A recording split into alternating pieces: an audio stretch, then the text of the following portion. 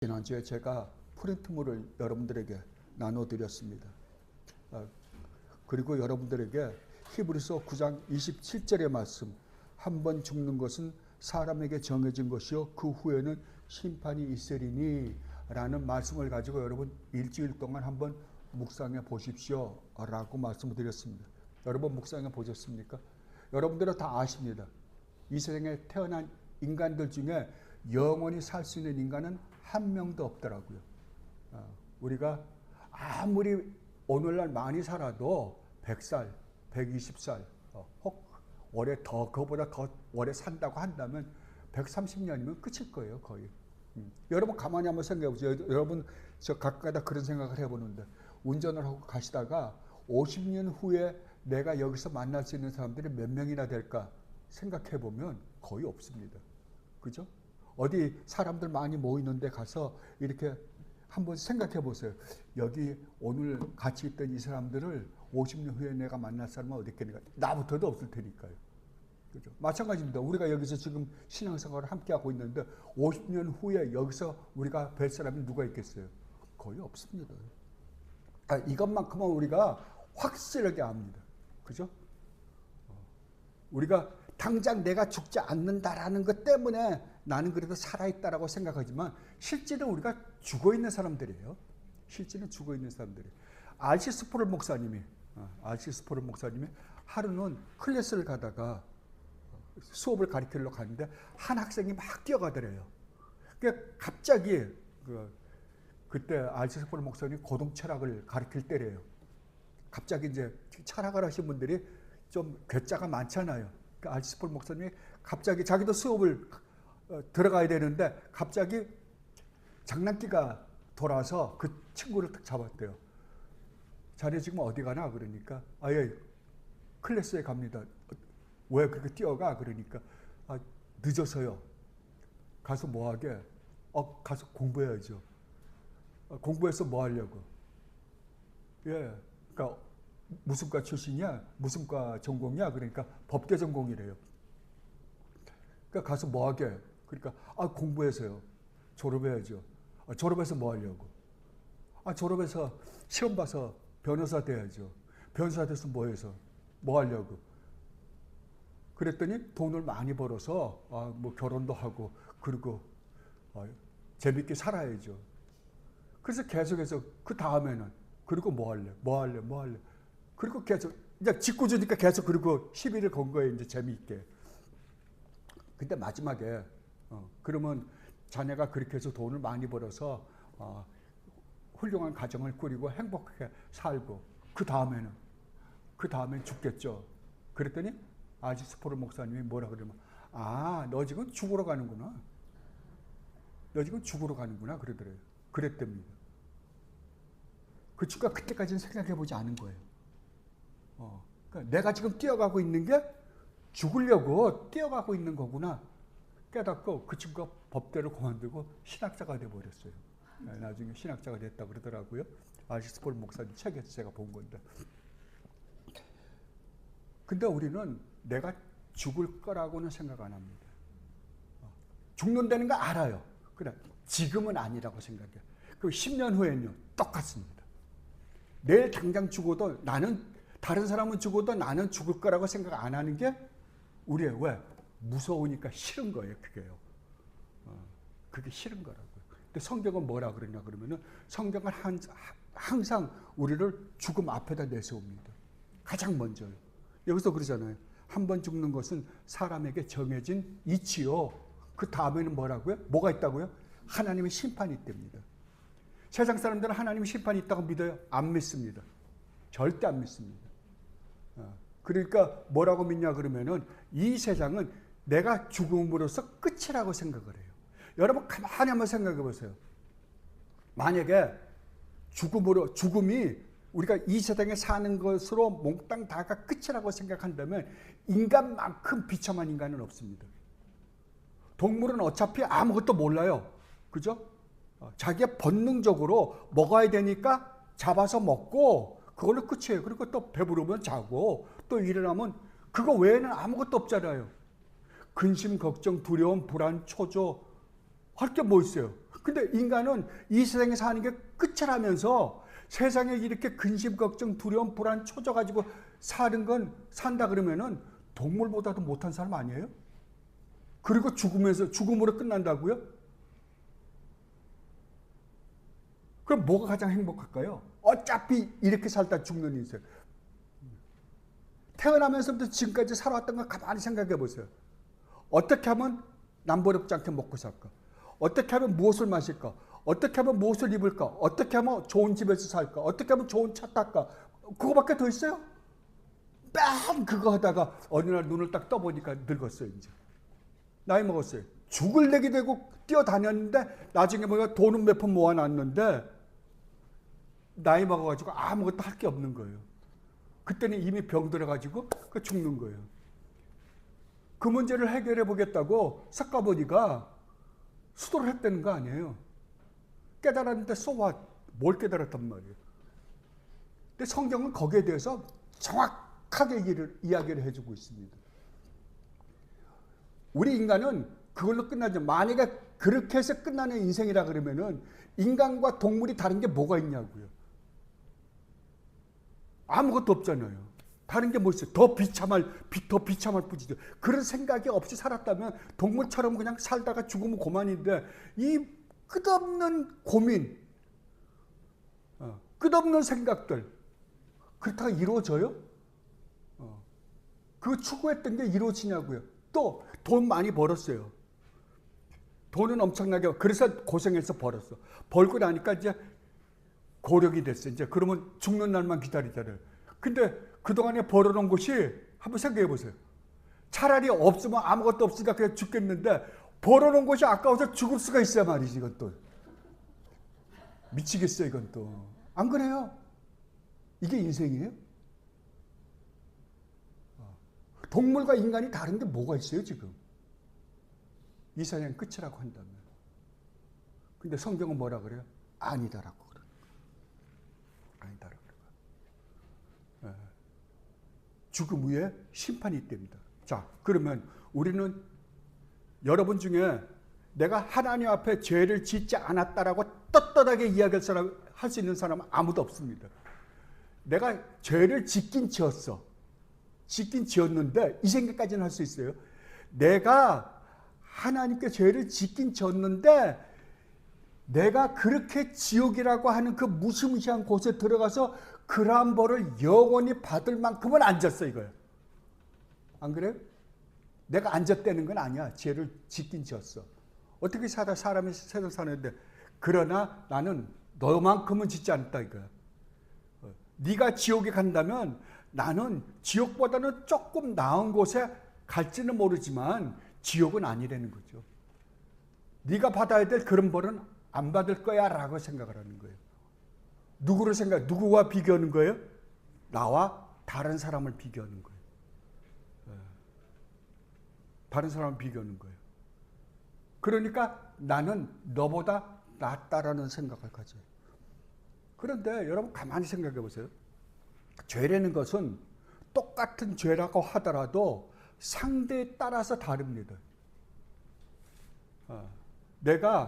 우리 아이가 말을 안 들어. 그러니까 딱이 한 대 때리는 거 때릴 수 있잖아요. 이놈 새끼 이렇게 말을 안 들어. 딱이 한 대 때릴 수 있죠. 그런데 한번 생각해 보세요.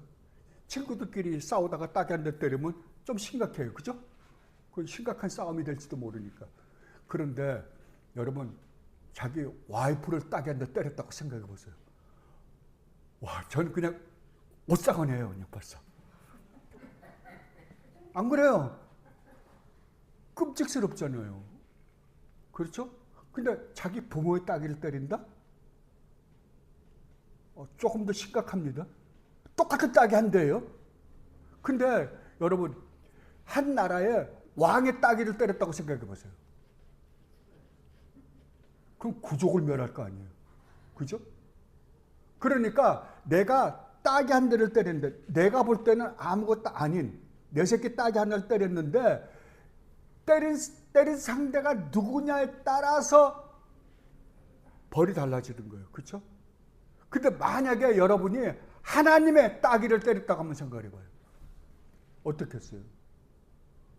그러니까 하나님의 딱이 될 때 우리는 지금 제가 말씀드린 대로 차근차근 올라가 보면 왕의 권위가, 왕의 위엄이 무엇이라는 거 우리는 알고 있어요. 그죠? 알고 있으니까 임금의 따귀를 때려? 그건 구족을 멸한다. 그리고 알고 있는 거잖아요. 왜 알아요? 임금이 어떤 존재인지를 알기 때문에 우리가 지금 그렇게 생각하는 거잖아요. 그렇다고 한다면 하나님의 존재를 우리가 올바로 안다고 한다면 하나님의 따귀를 때리는 건 어떻겠어요? 그건 무한대죠. 하나님이 무한하신 분인 것만큼 무한대요. 임금의 따귀를 때리고 구족을 멸한다면 이건 구족 정도가 아닌 거예요. 그다음 제일 중요한 게 뭐예요? 하나님이세요. 내가 죄를 저지른 그분이 어떠한 분인가를 모르면 내가 받아야 될, 내가 한 행동으로 말미암아 내가 받아야 될 벌이 무엇인지를 우리는 인식을 못하는 거예요. 오늘날 기독교가 이렇게 돼버렸어요. 기독교는 제일 먼저 기독교인, 내가 정말 예수를 믿고 구원을 받기 전에 항상 복음이 하는 일이 딱 제일 먼저 하는 일이 딱 한 가지가 있어요. 뭐냐 그러면 하나님 앞에 세워놓는 거예요. 하나님의 거룩하심 앞에 우리를 갖다가 세워놓는 거예요. 칼빈이 기독교 강요라는 아주 26살에 전무후무한 신학책을 썼습니다. 기독교 강요라는 책을. 근데 그 기독교 강요 1권 제일 먼저 1장의 1항이 뭔 줄 아십니까? 하나님을 모르면 나를 모르고 나를 모르면 하나님을 모른다예요. 뭐라고요? 하나님을 모르면 나를 몰라요. 그러니까 하나님을 모르면은 나에 대한 인식을 올바로 할 수 있다 없다? 없다고요. 그럼 또 나를 모르면 하나님도 모른다고요. 그러면 우리가 하나님의 그 거룩하신 하나님 앞에 딱 섰다고 한번 생각해 보세요.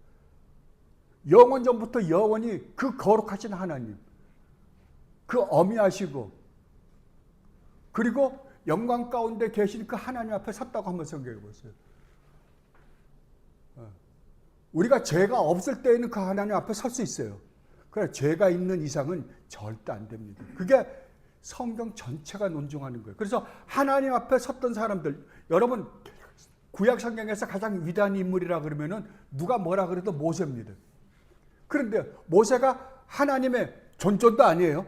하나님 앞도 아니에요. 어렴풋이 보이는 하나님의 그 영광 앞에 섰을 때 구름 가운데 나타난 하나님, 그 영광 가운데 섰을 때 모세가 어땠다고요? 죽은 듯이 했다고요. 이사야가 하나님을 만나자 어떻게 했어요? 난 죽었구나 이제. 신약에서 베드로가 희한한 경험을 합니다. 베드로가 주님을 만나요. 주님 배를 타고 왔는데 제자들이 베드로가 고기를 못 잡아요. 주님이 베드로랑 같이 나가서 밤새껏 낚시를 했는데 고기를 못 잡았는데 베드로가 들어오니까 그럼 같이 나가서 보자. 그리고서 주님이 여기다가 그물을 던져라. 근데 밤새껏 아니에요. 어부가 밤새껏 못 잡았는데 주님이 한마디 한다고 고기가 있겠어요? 그러나 주님이 말씀하시니까 제가 한번 해보죠. 그러고 했어요. 근데 고기가 많이 잡혔어요. 그러면 감사합니다 그래야 될 거 아니에요. 베드로가 뭐라 그래요? 주여 나를 떠나소서. 나는 죄인으로서이다. 이게 우리가 고백할 수 있는 유일무이한 고백이라니까요. 자, 그렇다고 한다면 우리는 몽땅 다가 하나님 존전에 서면 반드시 심판을 받습니다. 이거는 여러분들이 인정을 한다고 해서 여러분들이 심판을 받고 여러분이 인정을 안 하면 심판을 안 받는 게 아니라 이것은 반드시 죽음 이후에 하나님의 심판 앞에 선다. 선포입니다. 이건 성경은 선포예요. 타협이 없어요. 확실하게 그렇게 될 것입니다. 그렇다고 한다면 나는 죄를 지었어요. 분명히 죄를 지었다고 한다면 하나님의 심판 앞에 섰을 때 우리 모두는 어떤 결과를 초래할까요? 유죄 선고를 받겠죠. 당연하게. 무죄 선고를 받을 수 있는 인간은 아무도 없다. 라는 것이 성경의 논증이에요. 자, 로마서로 한번 가보세요.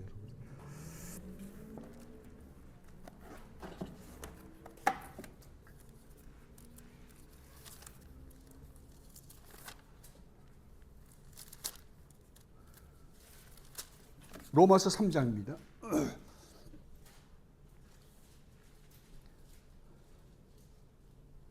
3장 9절서부터 18절 제가 봉독해 드리겠습니다. 로마서 3장 9절로 18절 말씀. 그러면 어떠하냐? 우리는 나으냐? 결코 아니라. 유대인이나 헬라인이나 다 죄 아래 있다고 우리가 이미 선언하였느니라. 여기서 유대인이나 헬라인이란 말은 전 인류를 다 통칭하는 거예요. 모든 인간은, 지구상에 살고 있는 모든 인간은 죄 아래 있다고 우리가 이미 선언하였느니라. 그러니까 죄가 없는 인간은 아무도 없다는 소리예요. 기록된 바 의인은 없나니 하나도 없으며 깨닫는 자도 없고 하나님을 찾는 자도 없고 다 치우쳐 함께 무익하게 되고 선을 행하는 자는 없나니 뭐라고요? 한 명도 없다고요. 한 명도. 그들의 목구멍, 그들이라는 건 세상 살고 있는 인간들이죠. 인간들의 목구멍은 열린 무덤이요. 우리는 말만 나오면 여기서 나오는 게 뭐라고요? 시체 썩는 냄새가 나온다고요. 그 혀로는 속임을 일삼으며 그 입술에는 독사의 독이 있고 그 입에는 저주와 악독이 가득하고 그 발은 피 흘리는데 빠른지라. 파멸과 고생이 그 길에 있어 평강의 길을 알지 못하였고 그들의 눈앞에 하나님을 두려워함이 없느니라. 아멘. 여러분들이 과거에 예수를 믿기 전에 여러분들 하나님 두려워해 본 적 있어요? 하나님이 있는 줄도 모르는데 내가 두려울 게 뭐 있겠어요? 두려운 거는 내가 지금 사업이 망하느냐 안 망하느냐가 두려운 거지 하나님 두려워 본 적이 없잖아요. 그렇잖아요? 근데 하나님을 믿고 나니까 그때 두려움이 생기는 거예요. 그죠? 몰랐을 때는. 근데 세상 사람들은 그 두려움이 있다 없다? 없다고요. 하나님에 대한 인식이 있다 없다? 없다고요. 없어요. 그렇게 살았다니까요. 우리도 똑같이요. 그렇다고 한다면 이게 성경의 서퍼라고 하면 모든 사람은 하나님의 심판대 앞에서 무엇을 받을 수밖에 없다? 유죄 선고를 받을 수밖에 없다. 그리고 우리가 이 세상에 살면서 저지른 죄에 대한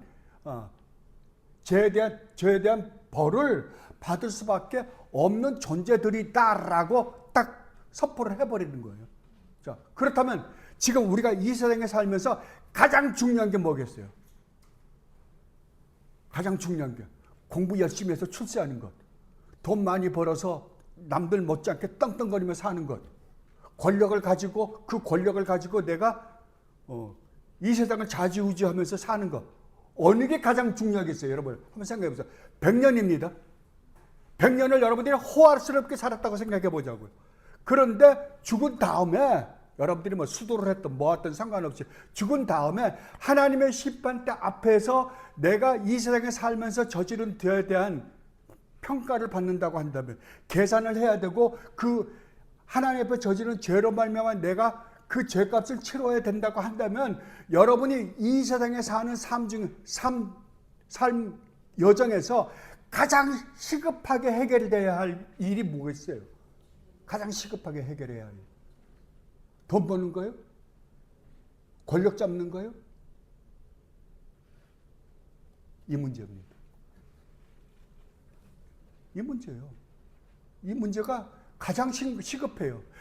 다른 일은 이걸 먼저 해결해 놓은 다음에야 다른 일이지 이거 해결이 안 되면 우리는 끊임없이 이 세상에서 불안하게 살 수밖에 없어요. 그래서 사람들이 죽기를 싫어해요. 왜냐하면 어렴풋이 이것이 있는 줄 알거든요. 이 심판이 사람들이 그러니까 성경이 말하기는 모르잖아요. 하나님은 모르니까 사람들은 두려워하지 않는다 그래요. 그런데 하나님이 여러분이 아시다시피 기독교는 하나님이 우주 만물을 창조하시고 하나님이 우리를 창조했다는 사실을 알아요. 창조했다고 이야기를 해요. 그죠? 그리고 인간을 어떻게 창조했냐 그러면은 하나님의 형상과 하나님을 닮은 자들로 창조했다 그래요. 그런데 인간이 죄를 지음으로 말미암아 하나님으로부터 버림받고 하나님으로부터 분리됨으로 말미암아 하나님을 알 수 없게 되어버리고 말았어요. 그러나 인간이 누구를 닮은 존재로 창조됐다고요? 하나님을 닮은 존재로 창조했어요. 그러니까 인간이 하나님에 대해서, 그러니까 하나님이 당신 자신을 가려버리고 나니까 보이지는 않아요. 보이지는 않는데도 불구하고 인간 안에는 하나님에 대한 신의식이 남아있다고요. 하나님에 대한 의식이 어느 어렴풋이는 남아있어요.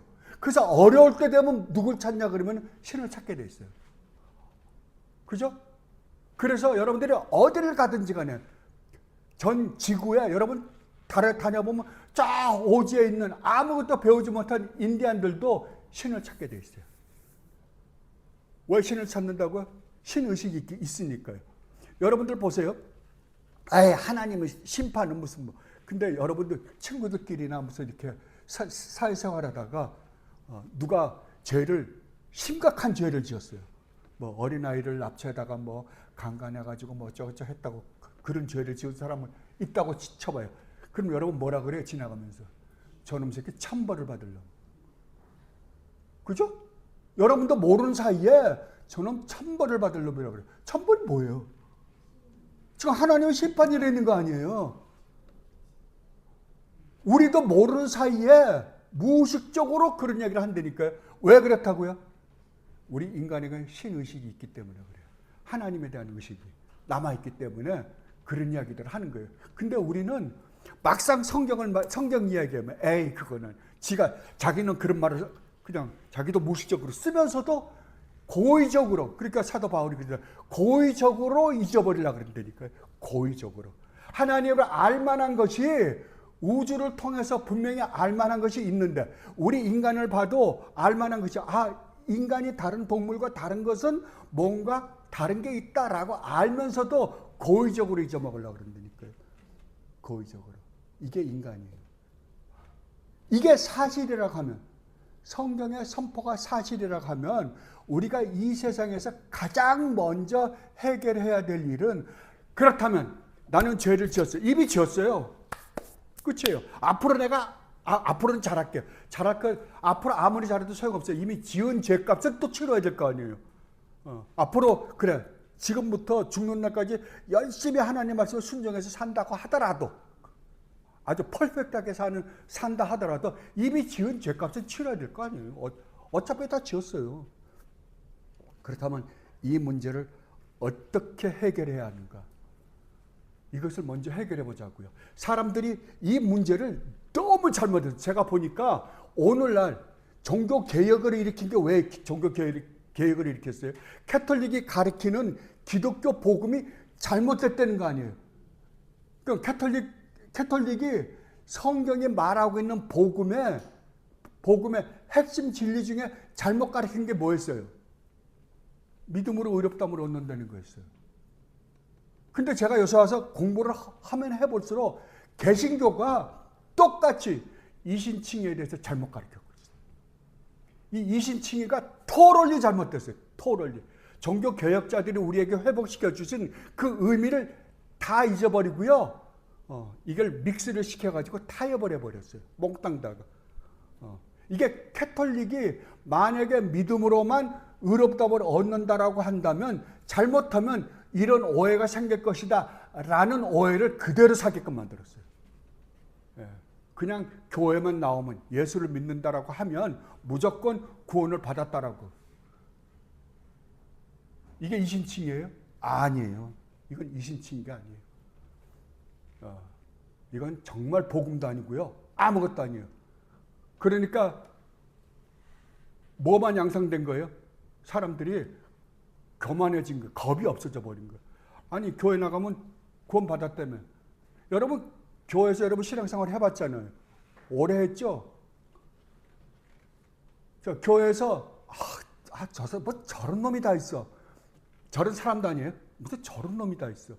온갖 밖에 나가서 온갖 사기, 그 다음에 거짓말 막 하고, 그냥 별의별 짓 하고 다 하고 살아서 사는 사람들 수없이 많아요.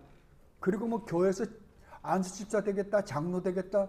그리고 교회 목사들도 그걸 돈 주고 팔아먹는 사람들이 없나? 그런 거 많이 봤잖아요. 그런데 교회에서 사람 돌아가시잖아요.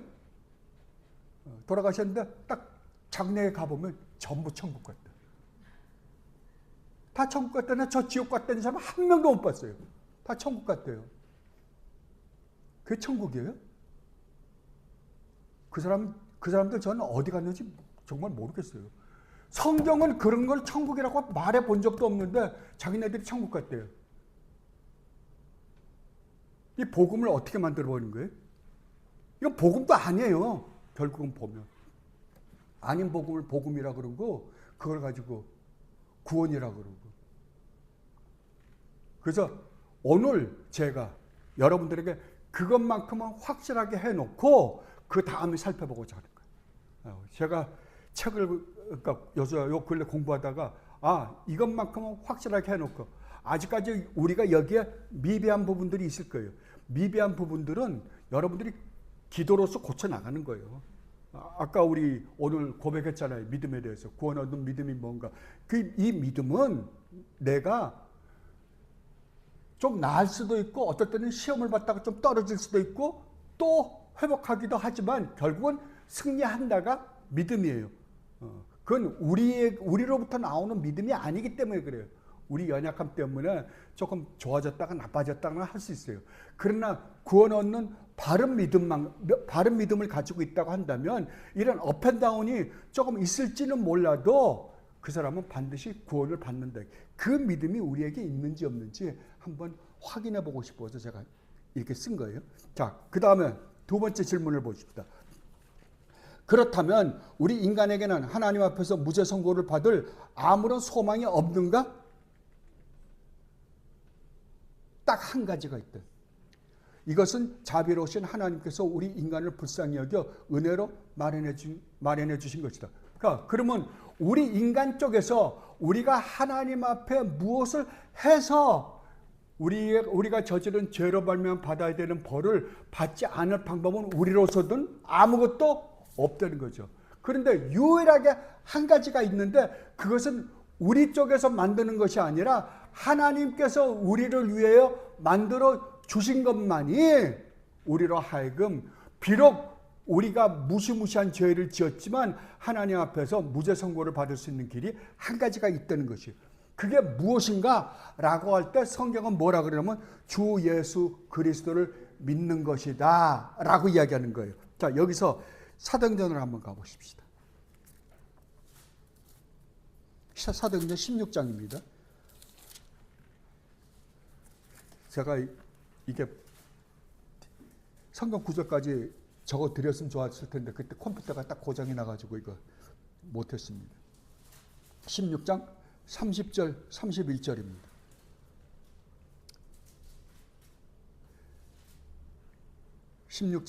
사도행전 16장 29절부터 볼게요.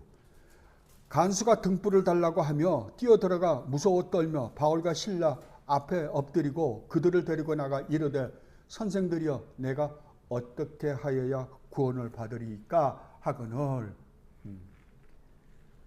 사도 바울이 말씀하셨어요. 이르되 주 예수 그리스도를 믿으라 그리하면 너와 네 집이 구원을 받으리라. 아멘. 자, 어떻게 하면 우리가 구원을 받을 수 있다고요? 어떻게 하면 하나님 앞에 무죄 선고를 받을 수 있다고요? 주 예수 그리스도를 믿는 거예요. 자, 그렇다면 이제 가장 중요한 것은 주 예수 그리스도를 믿는다라는 말의 의미가 무엇인가요? 그죠? 근데 교회가 이것을 가르쳐 본 적이 없어요. 주 예수 그리스도를 믿어라 그래야면 구원을 받는다 그래 놓고는 뭐라 그랬냐 그러면 너 믿을래 안 믿을래? 오늘 믿는다라고 고백해. 그래서 그걸 고백한다. 내가 예수님을 믿겠습니다 라고 고백하면 그것이 구원이라고 잘못 가르쳤다고요. 이게 CCC나 이런 사람들이 잘못한 큰 잘못이에요. 그래 놓고 오늘 그러면 이제 나 따라서 기도하십시오. 예수 초청이라는 게 얼마나 잘못된 건지 몰라요, 여러분. 오늘 예수 믿기로 작정하신 분은 나와요. 앞으로 나오십시오. 그 앞으로 나오죠. 그러면 기도하고 따라하고 그리고 구원 받습니다라고 선포를 해요. 그러면 오늘 예수 믿기로 작정하신 분들 앞으로 나오세요. 그러면 구원이 누구 손에 달린 거예요? 하나님께서 우리를 구원하는 거예요? 아니면 인간이 구원을 획득하는 거예요? 이런 무서운 세상이 되어버렸다니까요. 그러면 우리가 주 예수 그리스도를 믿는다라는 말의 의미가 무엇인가? 자, 여기서 여기 명사가 3개입니다. 주 예수 그리스도입니다. 주는 뭐냐 그러면 하나님이란 말이에요. 예수는요, 그러니까 하나님이, 성자 하나님이 인간의 몸을 입고 오셔서 가지고 계셨던 이름이에요. 그러면 하나님이시며 인간이신 예수 그리스도. 그리스도라는 건요, 하나님으로부터 보내심을 받으신 분이잖아요. 그죠? 기름 부음 받으신 분이에요. 그래서 주 예수 그리스도는 예수가 하나님이세요. 그러니까 주 예수 그리스도를 믿어라. 그러면 제일 중요한 건 뭐냐 그러면 누구를 믿느냐예요. 누구를 믿어요? 예수를 믿어요. 근데 예수가 어떤 분이냐라고 할 때 참 하나님이시며 참 인간이 되신 예수님이세요. 뭐라고요? 하나님이세요. 우주 만물을 창조하신 창조주 하나님이 인간의 이름을 가지고 이 땅에 오신 분이 예수라고 믿는 거예요. 이거 분명히 하셔야 돼요. 정말 하나님이 인간이 되셨다는 것을 여러분들이 그 의미를 어떻게 설명해야 될지 모르겠어요. 그리고 그분이 이 땅에 오셔서 하신 일이 있다는 거예요. 하나님이 보내서 하신 일이 있다는 게 그게 뭐예요? 그리스도예요. 그 일을 하신 거예요. 그러니까 우리는 뭘 믿냐 그러면은 누구를 믿느냐? 그럴 때는 주 예수를 믿는 거예요. 그리고 무엇을 믿느냐라고 할 때는 그분이 이 땅에 오셔서 하신 일과 그 일로 말미암아 우리에게 주어진 일들을 믿는 거예요. 그러면 그걸 모르면, 그 내용을 모르면 주 예수 그리스도를 믿을 수 있어요, 없어요? 절대 없습니다. 그런데도 불구하고 그런 내용은 하나도 가르치지 않고 마치 교회 나오면 집사되고 권사되고 안수집사되고 장로 만들어서 지옥 보내는 거예요. 무시무시한 일입니다. 그렇다면 주 예수 그리스도를 믿어라, 그러면 구원을 받는다라고 한다면 그 말 속에 뭐가 들어있다고? 어떤 내용이 함축되어 있다는 것을 우리는 알아야 된다 이거죠. 그러면 그 내용이 무엇인가? 첫 번째, 우리가 믿어야 하는 예수님은 영원 전부터 영원히 스스로 존재하시는 하나님이심과 우주 만물을 창조하신 창조주시며 구원주가 되시며 심판주가 되신다는 사실을 믿어야 합니다. 예수가 누구라고 믿어야 된다고요? 창조주 하나님이라는 사실을 믿어야 된다고요. 자, 그렇다고 한다면 이 세상에 예수님이 하나님이라고 한다면 우리가 이 세상에 수많은 종교가 있습니다.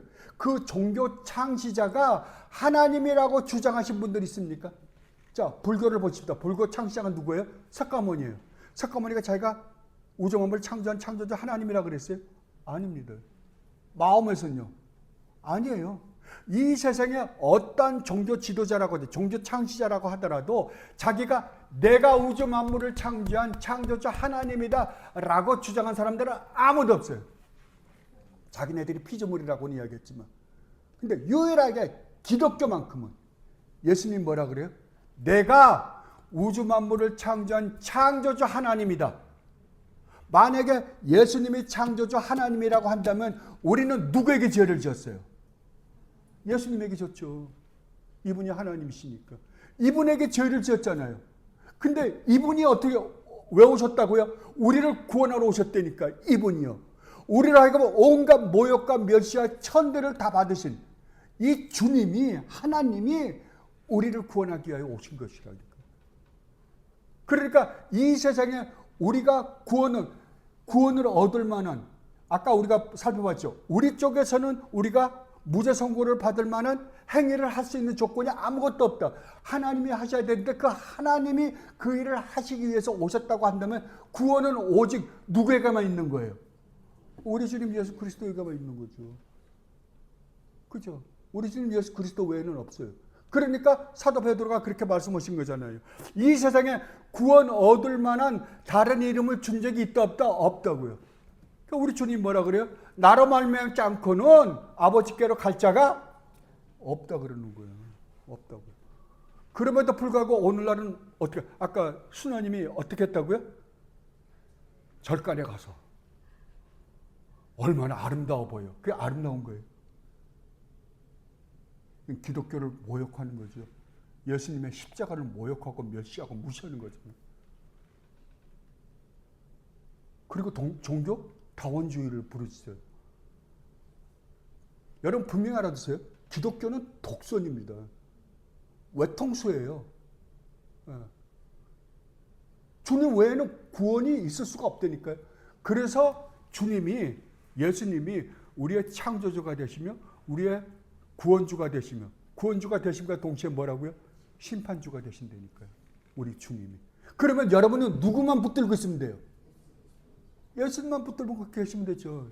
예수님만 딱 붙들고 있으면 아니 예수님을 붙들고 예수님이 우리의 구원주가 되고 예수님이 우리의 심판주니까 심판대 앞에 가서 그래 너는 내가 봐줄게. 그럴 거 아니에요. 그분만 딱 붙들고 있으면. 그것을 예수님을 믿는다라고 그러는 거예요. 그거예요.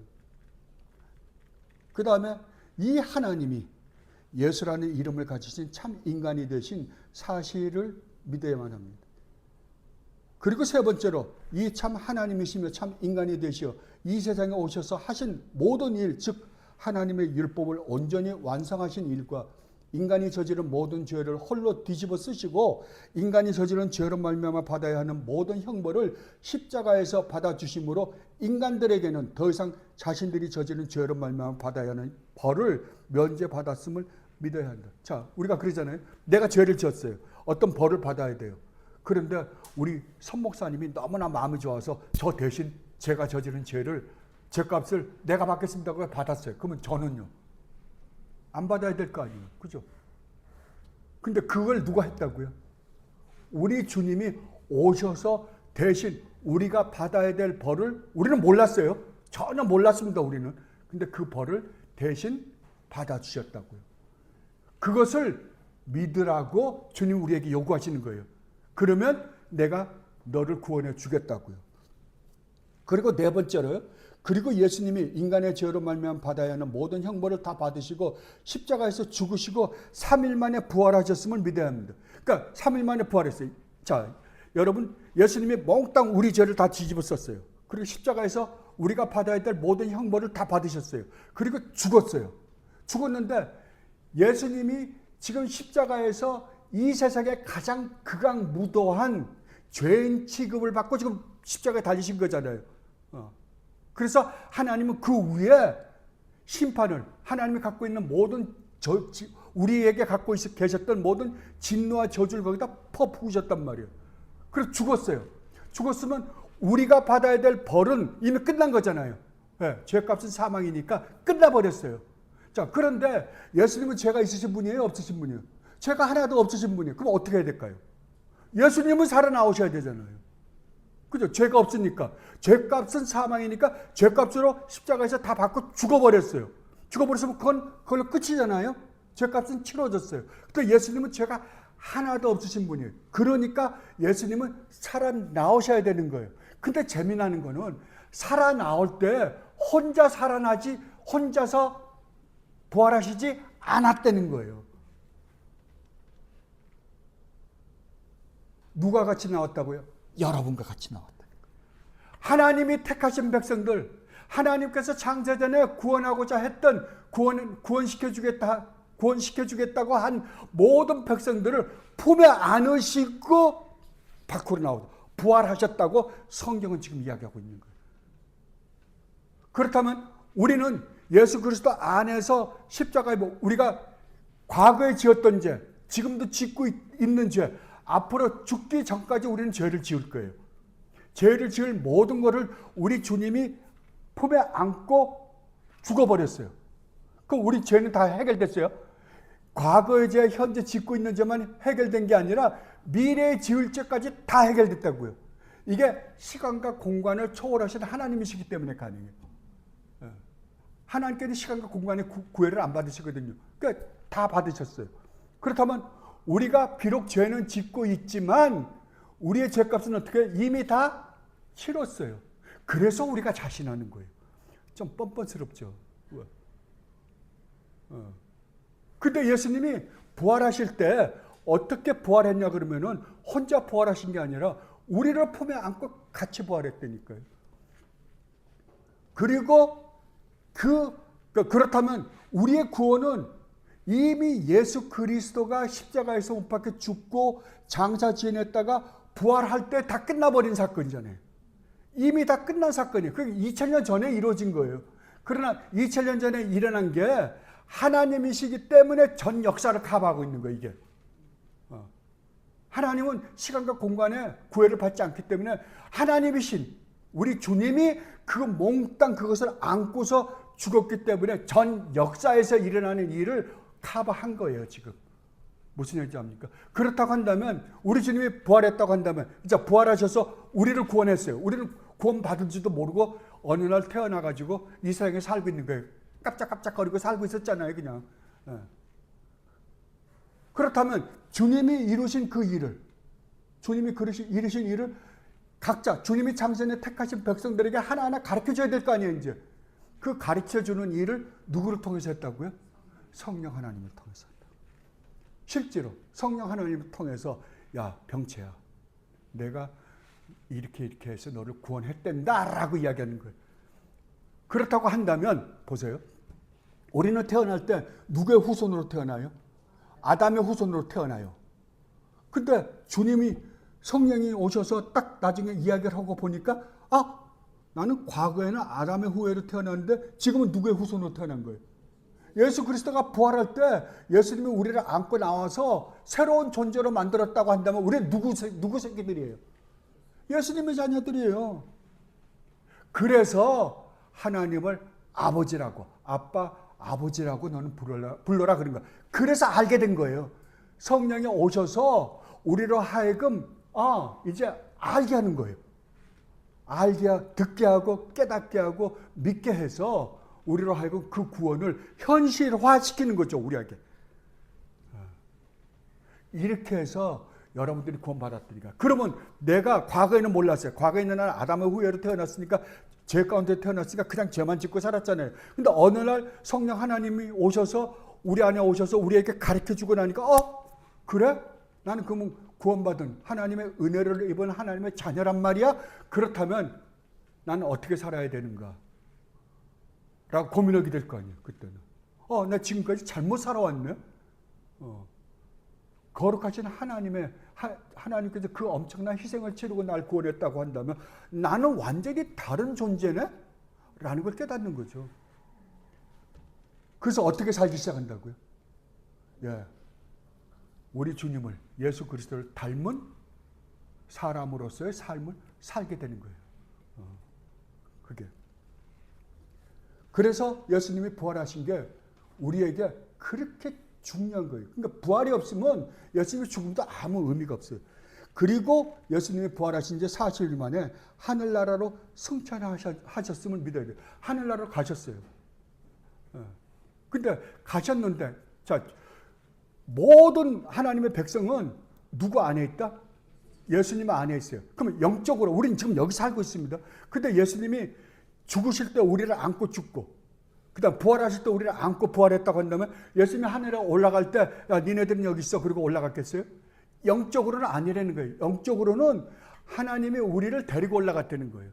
비록 우리는 육적으로, 우리가 지금 육신을 갖고 있으니까 육적으로는 여기 살고 있지만 우리를 데리고 올라가셨다는 거예요. 그게 에베소서 2장의 논증이에요. 데리고 올라가셨다는 거예요. 그래서 주님이 하나님 우편에 앉아 계실 때 우리도 함께 하나님 우편에 앉아 있으면서 주님이 온 우주 만물을 다스리고 계실 때 우리도 함께 주님과 함께 왕노릇하고 있다는 거거든요, 지금. 자, 그러면 올라갔어요. 그러면 이미 비록 우리는 지금 이 세상에서 피 터지게 싸우면서 막 이렇게 저렇게 지지고 볶고, 또 어떨 때는 속상해하고, 또 어떨 때는 또 기뻐도 하면서 이렇게 저렇게 살아가고 있는데, 존재론적으로는 우리의 존재는 이미 어떻게 됐다고요? 우리 주님 예수 그리스도 안에서 우리가 진짜 신실한 믿음을 갖고 있는 자들이라고 한다면, 참 구원을 받은 사람들이라고 한다면 우리는 존재론적으로는 이미 우리 주님 예수 그리스도 안에서 하늘에 앉혀있는 자들이. 자, 에베소서 한번 가보십시다. 에베소서 2장입니다.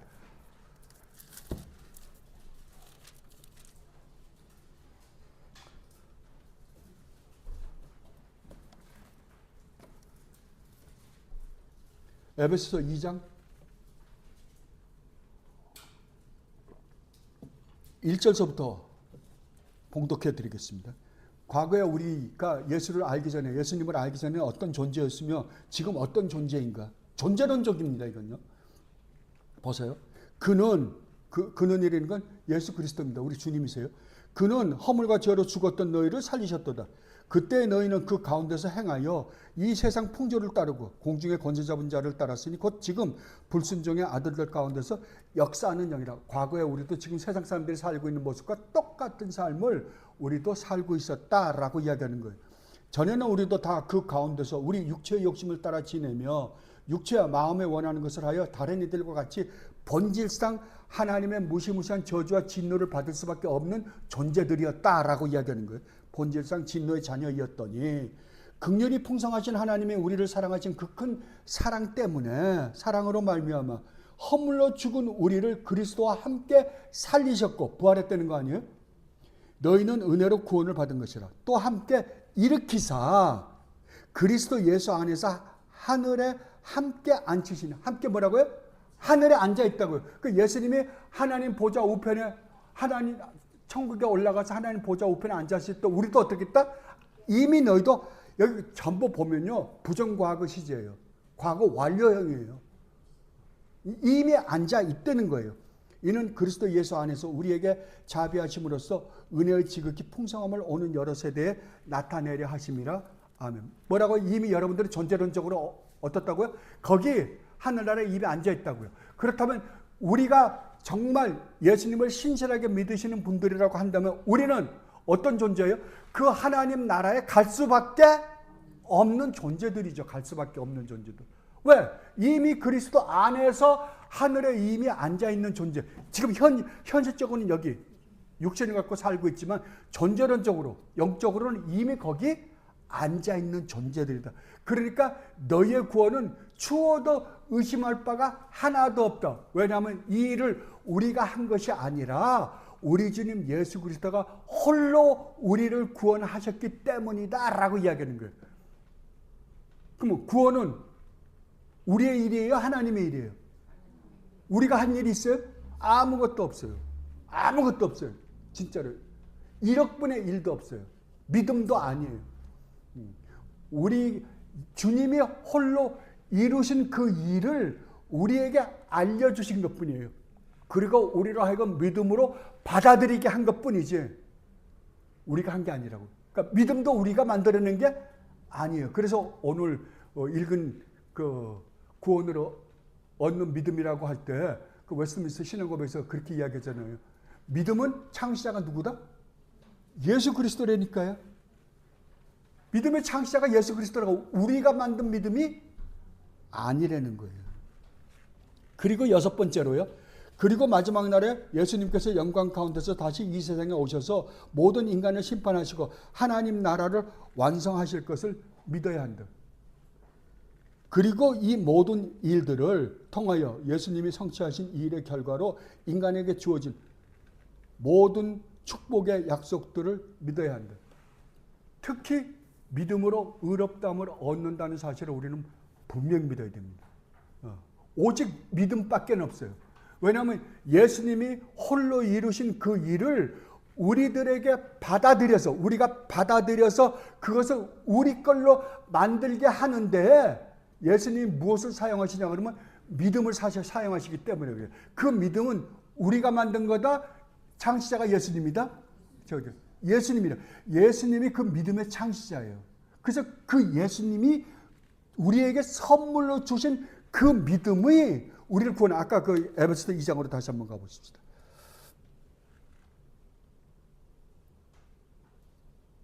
아까 2장입니다. 에베소서 2장. 자, 7절 다시 한번 7절부터 다시 한번 읽어볼게요. 이는 그리스도 예수 안에서 우리에게 자비하심으로써 그 은혜의 지극히 풍성함을 오는 여러 세대에 나타내려 하심이라. 너희는 그 은혜에 의하여 믿음으로 말미암아 구원을 받았으니. 자, 너희는 은혜에 의하여 믿음으로 말미암아 구원을 받았다라고 할 때 이 은혜가 무엇을 수식하는 은혜냐 이거예요. 무엇을? 믿음이냐 구원이냐. 자, 믿음으로 구원을 받아요. 믿음으로 구원을 받는다 그러면, 믿음으로 구원을 받는다면 구원의 수식어는 믿음이에요. 그죠? 믿음으로 받는 거예요. 근데 은혜로 말미암는 믿음으로 구원을 받는다고 한다면 이 은혜, 처음에 은혜가 수식하는 건 뭐겠어요? 믿음이죠. 은혜로 주어진 믿음으로 너희들은 구원을 받는다고요.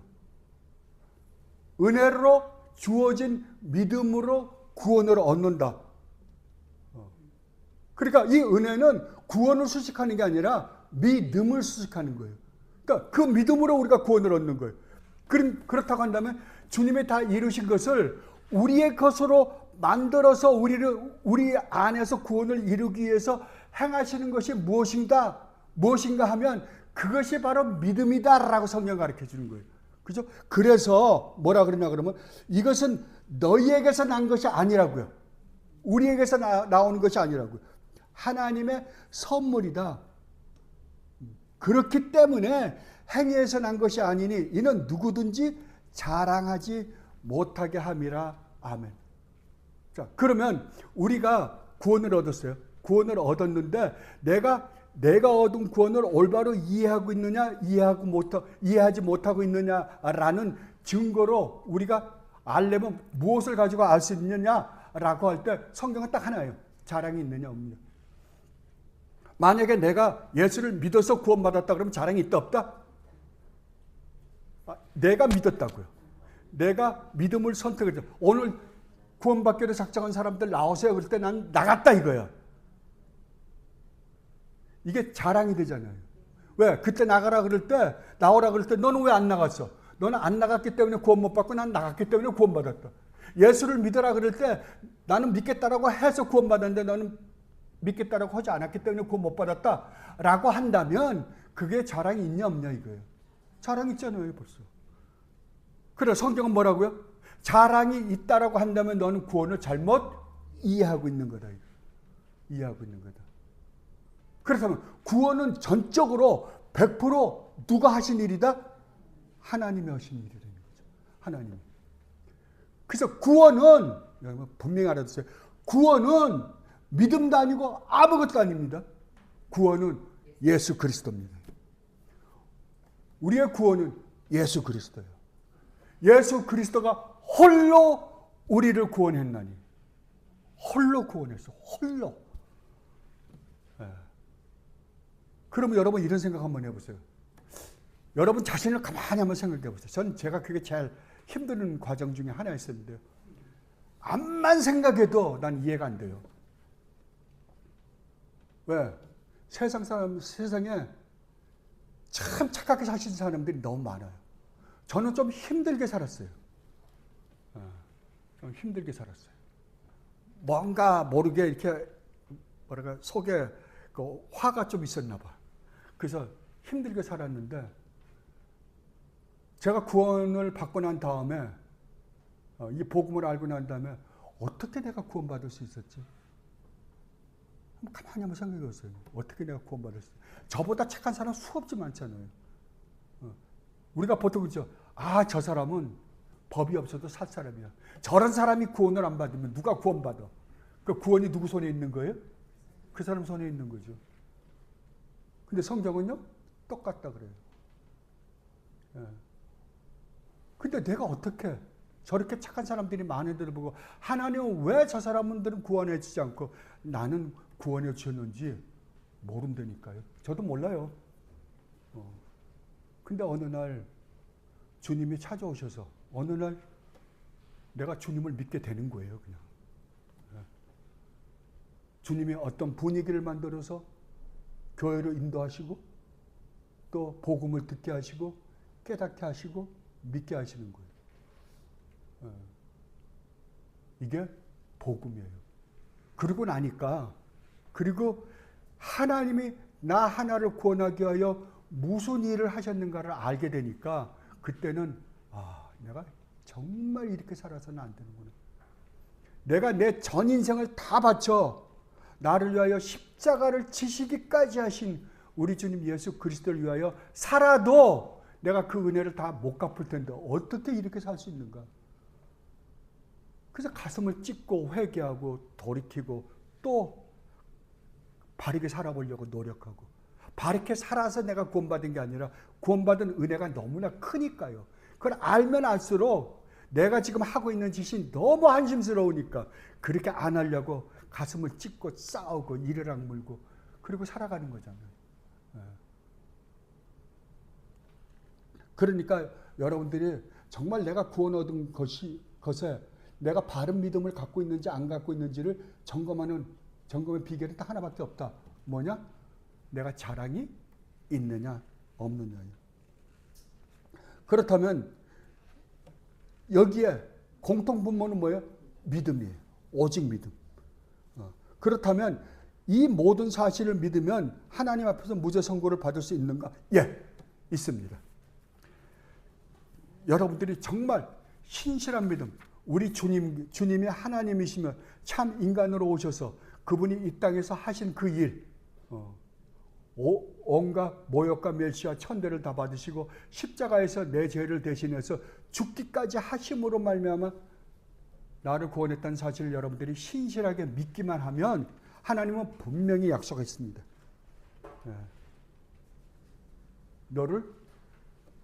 너의 죄를 다시는 기억지도 않고 도말하시겠다고요. 내가 다시는 기억지 않겠다고요. 너에게 네가 저지른 죄에 대한 형벌을 난 요구하지 않겠다라고 하나님은 분명히 약속하셨어요. 이것을 로마서 1장으로 한번 가보세요. 로마서 1장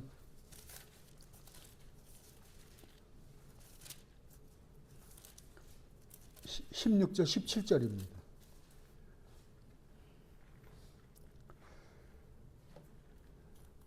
내가 복음을 부끄러워하지 아니하노니 이 복음은 모든 믿는 자에게 구원을 주시는 하나님의 능력이 됨이라. 먼저는 유대인에게요 또한 헬라인에게로다.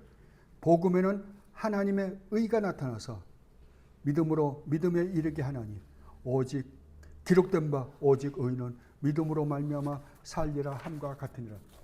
오직 뭘로만 산다고요? 믿음으로만요.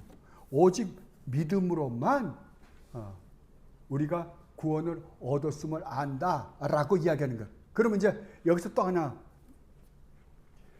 우리가 퀘스천을 가져야 되는 것 중에 하나가 뭐냐 그러면, 그렇다면 신실한 믿음을 내가 가지고 있는지 가지고 있지 않는지를 우리는 어떻게 알 수 있냐 이거야. 그죠? 이제 중요한 건 이거예요. 이 믿음을 난 정말 가지고 있느냐 가지고 있지 않느냐. 제가 여러분들에게 분명히 말씀드리지만 여러분에게 열매가 있느냐 없느냐예요. 주님이 분명히 말씀하셨죠. 열매로 나무를 한다고요. 네가 정말 구원을 얻은 사람이라고 한다면 구원 얻은 사람으로서의 열매가 맺힐 거라는 거죠. 그렇다면 그 열매는 당한질 뭐냐 이거예요. 자, 우리가 그러니까 사탄의 자녀가 되었을 때에는 우리에게서 나타나는 게 뭐만 나타날까요? 사탄의 성품만 나타날 거 아니에요. 그죠? 사탄은 죄인이에요. 그렇다면 내가 죄인의 그 지배를 받고 있는 자라고 한다면 그 사탄으로부터 받은 것만 나오겠죠. 근데 이제 우리가 우리 주님 예수 그리스도를 닮은 사람으로 변화되었다라고 한다면 우리에게서 나오는 게 뭘까요? 하나님의 형상이죠. 처음에 하나님이 인간을 창조하셨을 때 그때 가졌던 그런 형상들, 예수 그리스도의 형상이 우리로부터 나타나겠죠. 그게 어떤 날은 잘 나타나고 어떤 날은 덜 나타날지도 몰라요. 그러나 분명히 구원받은 하나님의 백성이라고 한다면 그 열매는 반드시 맺힌다요. 반드시 맺힌다. 여러분, 종교개혁자들이 종교개혁을 일으킬 때 왜 종교개혁을 일으킨 줄 압니까? 왜 피 터지게 싸운 줄 알아요? 왜냐하면 캐톨릭이 이것을 뭐라고 가르쳤냐 그러면, 캐톨릭은 여러분이 하나 분명히 알아둘 건, 캐톨릭은 무엇이 됐건 간에 전적으로 신부들을 의존하게끔 만들어놨어요. 신부들을 의지하지 않고는 아무것도 못하게 만들어버렸어요. 옛날에 주님이 처음에 오셔서 유대교 안에를 가만히 들여다보니까 들여다보니까 제사장들, 서기관들, 바리새인들, 그 종교 지도자들이라고 하는 사람들이 가만히 들여다보니까 그 사람들이 어떤 역할을 하고 있냐 그러면 모세가 가졌던 역할을 하고 있는 거예요. 구약에서 모세는 어떤 역할을 했어요? 하나님과 인간 사이의 중보자 역할을 했습니다. 왜냐하면 모세는 우리 주님 예수 그리스도의 예표를 갖고 있었으니까, 상징이었으니까요. 그래서 하나님과 인간 사이에 중보자 역할을 했어요. 그래서 하나님이 나타나면 이 백성들이 무서워서 못 가니까 모세 네가 가서 하나님과 이야기하고 그걸 우리에게 가르쳐다오 그랬어요. 중보자 역할을 했어요. 근데 나중에 주님이 와서 보니까 제사장이나 그 다음에 서기관이나 바리새인들이 무슨 역할을 하고 있는가? 이 사람들이 중간에 하나님과 인간 중간에 서서 이 사람들이 모세 역할을 하고 있는 모습을 본 거예요. 그래서 너희가 모세 자리에 앉아 있구나 라고 주님이 비웃었어요. 근데 오늘날 카톨릭이 그렇게 만들었다고요.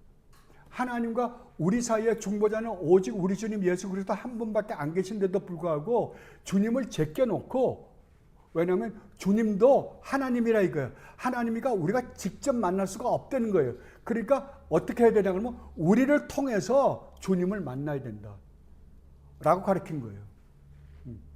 그 중간에 또 누굴 세웠냐 그러면 마리아를 세웠어요.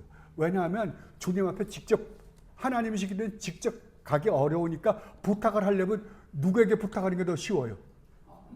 엄마인 마리아에게 부탁하면 조금 더 쉬울 거 아니에요. 그러니까 마리아에게 부탁하면 좀 더 쉬울 테니까 그 방법을 우리가 알려줄 테니까 우리를 의지하라 라고 그런 거예요. 근데 여러분 참 성경에 보면 그러한 것들이 잘못되었음을 성경에서 가르쳐주는 게 정말로 많아요. 여러분 옛날에 솔로몬이 다윗을 이렇게 받아가지고 솔로몬이 왕이 됐잖아요. 근데 그 큰아들, 그러니까 솔로몬은 이제 한참 아래 아들인데 큰아들이 그때 자기가 왕이 되겠다고 했다가 밀려나고 다윗이 아니라고 솔로몬이라고 해서 솔로몬을 왕이 안 치고 이제 이거 밀려났잖아요, 큰아들이. 근데 큰아들이 누구를 사모했냐 그러면은 다윗의 마지막 첩은 아니죠, 그냥. 그때 그 다윗이 늙어서 힘들 때 그 보필했던 여자가 하나 있어요.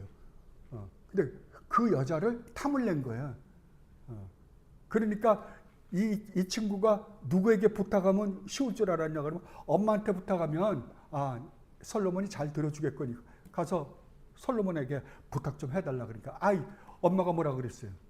바세바가 그까짓 건 뭐 내가 가면 금방 되지. 그러니까 갔어요. 솔로몬이 뭐라 그럽니까? 들어줬어요? 안 들어줬습니다. 어머니 그 여자뿐만 아니라 제 왕자도 그 형한테 갖다 주시죠. 그래서 죽여버렸어요. 그러니까 인간이 갖고 있는 생각들을 가지고 일을 해결하는 것이 다가 아니라는 걸 보여주는 거예요. 근데 캐톨릭이 자기네를 통해서 가라 그랬다니까요. 그러니까 예수님이 앉아야 될 중보자 자리에 누가 앉은 거예요? 신부들이 앉은 거예요. 그걸 가만히 종교개혁자들이 들여다보니까 그게 아니었단 말이에요. 그래서 종교개혁을 일으킨 거예요. 종교개혁을 일으킨 거예요. 그래서 중보자는 오직 우리 주님 예수 그리스도 한 분이다. 우리가 신부나 그 딴 사람을 통해서 주님 옆에 갈 이유가 없다라고 가르친 거예요. 그래서 오직 믿음으로만 우리가 의롭다함을 얻는다라고 가르쳤거든요. 근데 캐톨릭은 뭐라 그러냐면 아니다. 진짜 우리가 하나님 앞에 의롭다함을 얻는 것은 내 행위가 진짜로 의로워야지 하나님으로부터 의롭다함을 얻는 거지, 내 행위가 의롭지 않은데 어떻게 내가 하나님 앞에서 의롭다함을 얻을 수 있느냐라고 가르쳤던 거예요. 그러면 우리가 죄인인데, 원죄를 가지고 있는 죄인인데 어떻게 우리가 이 죄인이 의로운 행위를 할 수 있느냐라고 할 때 예수 그리스도가 이 땅에 오셔서 하신 십자가와 우리 주님 예수 그리스도가 하신 그 그것이 우리에게 주입이 되어서 이제 죄인이었던 우리가 주님이 하신 그 일을 우리에게 전가시켜주고 그 능력을 우리에게 주심으로 말미암아 이제 우리는 의로운 삶을 살 수 있는 존재가 되었다는 거예요. 그러니까 우리가 의로운 삶을 살아야만이 우리는 하나님 앞에서 의롭다함을 얻는다라고 가르치는 거예요. 그러니까 믿음으로 우리 주님 예수 그리스도가 하신 일을 받고 플러스 뭐가 있는 거예요? 내 행위가 있는 거예요. 종교개혁자가 아니라는 거예요. 행위는 믿음으로 의롭다함을 얻은 사람이 나타나는 결과지, 이게 칭의의 원인이나 조건이 절대 되지 않는다라고 부딪힌 거예요. 그런데 오늘날은 이것이 완전히 또 뒤집혀가지고 의롭다함을 얻는다는 말의 의미가 완전히 그냥 이제는 그러니까 캐톨릭에서 만약에 믿음으로만 우리가 의롭다함을 얻는다고 한다면 위험하다. 나중에 나는 믿는다 이거예요. 이 믿는다가 구원을 얻는다라고 한다면 그 나머지 우리가 아무렇게나 막 살고도 우리는 구원을 얻었다라고 할 수 있다는 거죠. 캐톨릭이 우려했던 거는.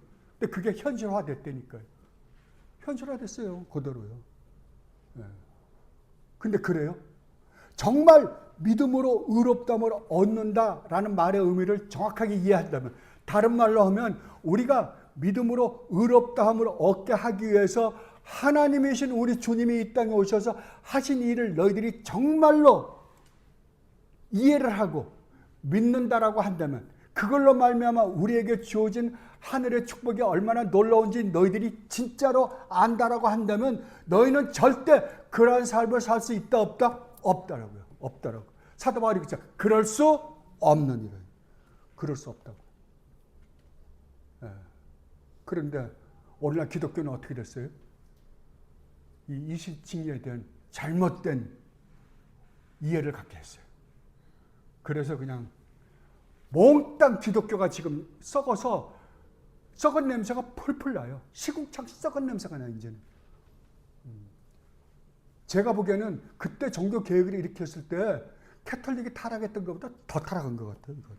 완전히 무율법주의에 빠졌으니까.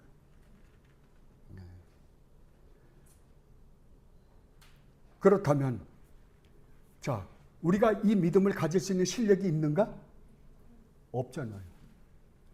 없어요. 그래서 하나님은 누굴 보내서 우리를 구원하기를 기뻐하셨다?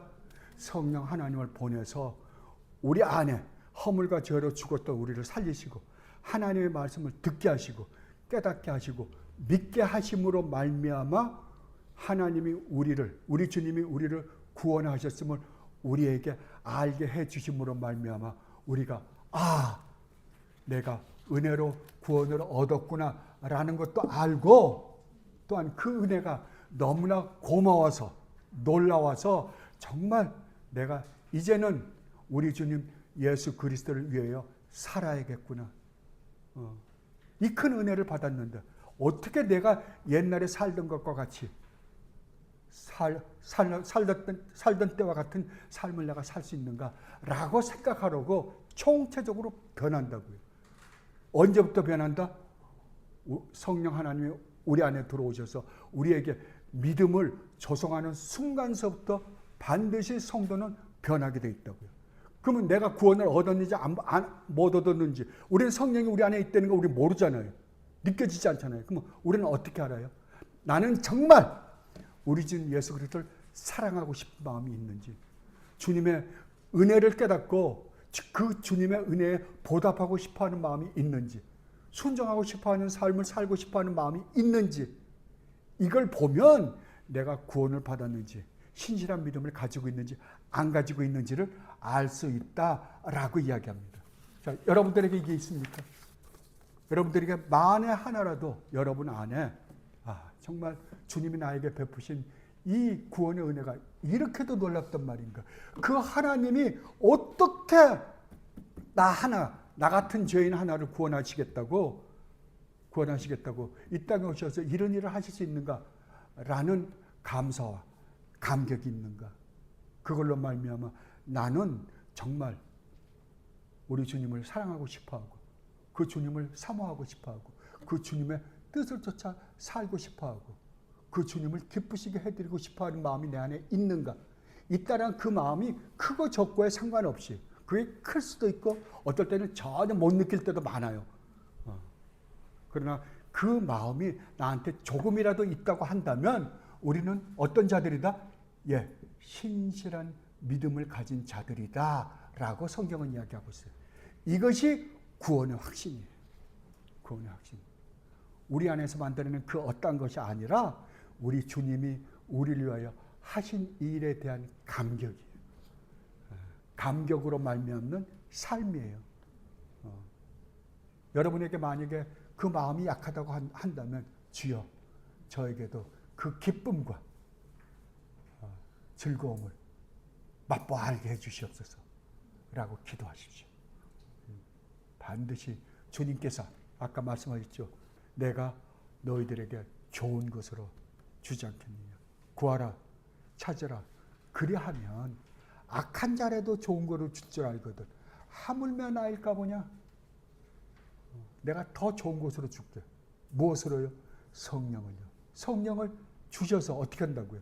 우리에게 이 모든 것을 깨닫고 듣고 깨닫고 믿고 감격하게 하심으로 말미암아 우리에게 참 소망과 희망을 갖고 살게 하시기 위해서. 이게 복음입니다. 이게 복음이에요.